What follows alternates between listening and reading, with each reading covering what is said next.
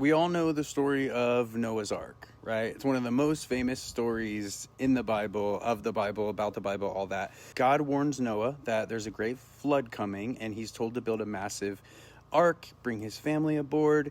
He brings animals, two of each kind, one of each sex, etc., etc. The flood happens, it destroys all the life, everything on the ark is okay, and then after a while, they send out birds to see if there's dry land. But do you know that the same story was recorded thousands and thousands of years before the Bible was ever compiled? So one of the most famous stories translated from the Sumerian tablets is called the Epic of Gilgamesh. In the Epic of Gilgamesh, a man named Utnapishtim is warned that a catastrophic flood is coming.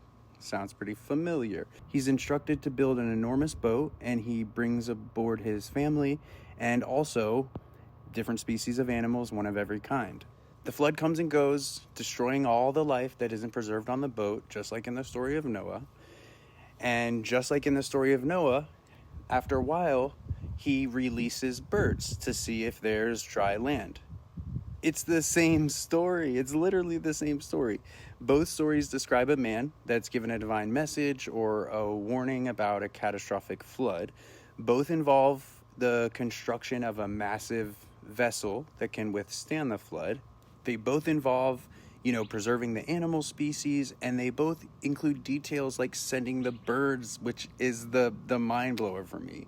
So flood stories appear all over the world, from ancient Mesopotamia to Greece, India, China, the Americas, and countless indigenous traditions. Cultures that are separated by vast distances and time periods. They all seem to have passed down stories of a great flood.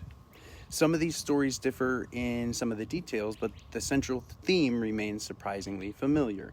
A catastrophic flood, a small group of survivors, and the beginning of a new chapter of humanity. So the question I have is, are these similar stories evidence of a shared historical memory? Or did one story influence the other?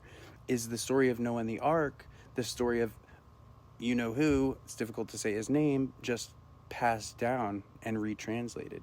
Or are we looking at an even older story that was carried across generations and civilizations? Whatever the answer is, the flood story appears in some of humanity's oldest surviving records. And then that raises an even bigger question. How old is the original story?